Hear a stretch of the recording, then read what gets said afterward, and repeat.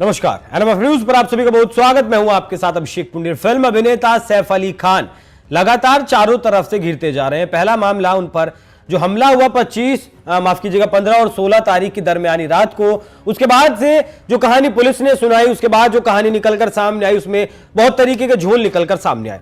लेकिन अब भोपाल स्थित जो पटौदी खानदान की प्रॉपर्टी थी, उसमें भी एक झोल निकलकर सामने आया और सैफ अली खान पर हाई कोर्ट से जानकारी छिपाने का आरोप लगा है।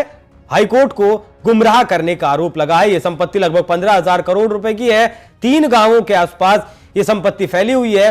ये खानू गांव, बड़ा तालाब, कोई फिजा, फ्लैग हाउस, ये सब उन्हीं की प्रॉपर्टी थी। लेकिन अब इसमें एक नया मामला सामने आया है और यह जानकारी अगर पहले सामने आ जाती तो सरकार इसे सबसे पहले शत्रु संपत्ति घोषित कर सकती थी।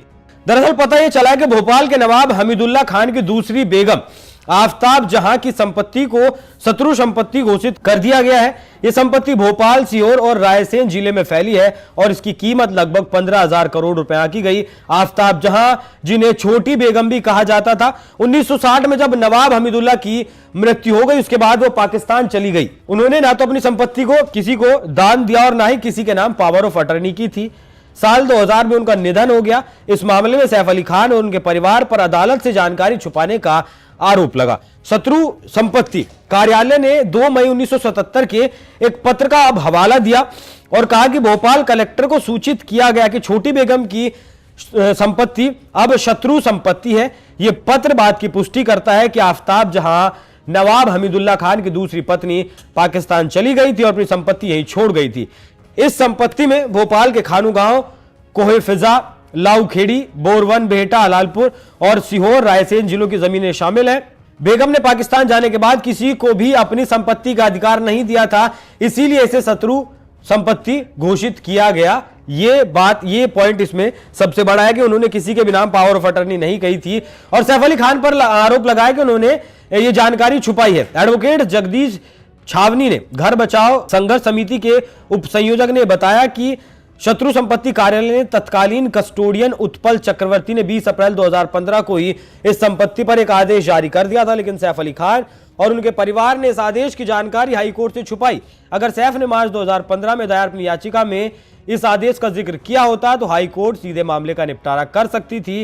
यह सवाल उठता है कि सैफ ने इतनी अहम जानकारी आखिर अदालत से छुपाई क्यों, जबकि उन्हें कई बार कस्टडी अधिकारी की तरफ से नोटिस भी दिया गया, लेकिन उसके बावजूद भी सैफ अली खान की तरफ से कोई जवाब यहां नहीं दिया गया। इस मामले में सरकार का पक्ष भी मजबूत अब होता दिख रहा है। आदेश में हाईकोर्ट और सुप्रीम कोर्ट के कई फैसलों का हवाला दिया गया, जिनमें कहा गया कि दुश्मन देश में रहने वाले लोगों की संपत्ति को जब्त करने का अधिकार है। इसके अलावा आबिदा सुल्तान और नवाब हमीदुल्ला खान का उत्तराधिकारी मानते हुए जारी किए गए प्रमाण पत्र की भी पुष्टि दी गई। हालांकि प्रधानमंत्री और गृह मंत्री को भी इस मामले में चिट्ठी लिख दी गई है और इसमें कहा है कि इस मामले में वो अब हस्तक्षेप करें। तो ये 15,000 करोड़ रुपए की लगभग संपत्ति है, 3 से 4 जिलों में फैली हुई है और जो नवाब हमीदुल्ला की दूसरी बेगम थी, उन्होंने 1977 का उनका एक पत्र निकलकर सामने आया है जिसमें उन्होंने ये सरकार के नाम प्रॉपर्टी कर दी थी। सैफ अली खान पर आरोप लगे कि जानकारी छुपाई गई। जानकारी छुपाई जाने के लिए उन्हें क्या कुछ सजा मिलती है, क्या कुछ होता है, वो